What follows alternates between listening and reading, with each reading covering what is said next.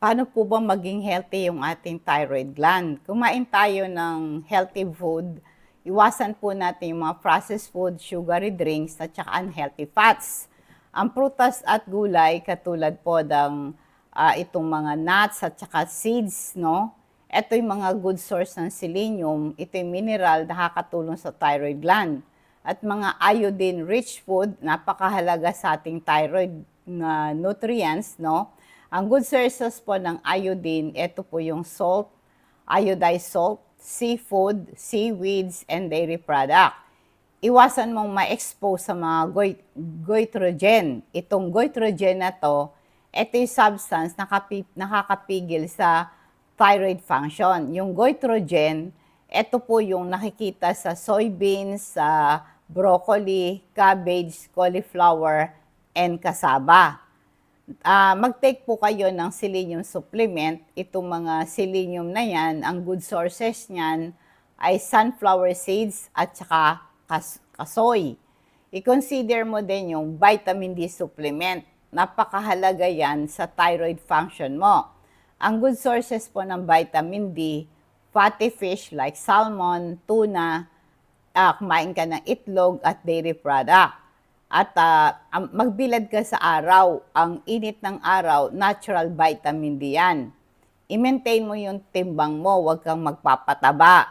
Kasi kapag mataba ka, may panganib na magkaroon ka ng thyroid problem. Para huwag kang tumaba, kasi para manatiling ang healthy ang thyroid mo, i-maintain mo yung healthy weight mo. Kapag obese ka, maraming nagkakaroon ng problema sa thyroid. Ang hypothyroidism, ito yung condition, ang thyroid gland mo ay hindi nagpuproduce ng sapat na thyroid hormone. Nagiging dahilan nito na madali kang mapagod at ikaw ay tumataba at lamigin ka at constipated ka. Pag hyperthyroidism naman, ay ito po ang thyroid gland mo, nagpuproduce ka ng too much thyroid hormone. Kaya madali kang mag-worry, mabalisa, di makatulog, at nangangayayat ka, at laging mainit ang pakiramdam mo. Ang goiter, ito yung paglaki ng thyroid gland. Ito'y dahilan sa iodine deficiency, autoimmune disease, and thyroid cancer.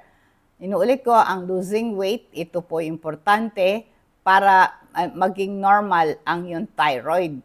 Iwasan mo ang paninigarilyo. Nag-i-increase po ang thyroid problem pag naninigarilyo ka, nare-reduce yung amount ng iodine ng thyroid gland mo, hindi niya ma-absorb dahil sa paninigarilyo mo. At saka nag-i-increase yung production ng antibodies na uma-attack sa thyroid gland mo pag naninigarilyo ka. At saka, hindi ka makapag-produce ng sapat na thyroid hormone. Mag-exercise ka 30 minutes every day, kasi nag-i-increase po yung sensitivity mo sa thyroid hormone. Nag-i-improve ang metabolism mo at nare-regulate ang thyroid hormone mo pag may regular exercise ka. Pag nag-exercise ka, para maiwasan mo yung hypothyroidism and goiter. At pampapayat din po yung exercise. Matuto kang mag-manage ng stress mo na mga problema sa buhay, kasi pag stress ka, nagre-release ka ng stress hormone, nakakapigil sa production ng thyroid hormone.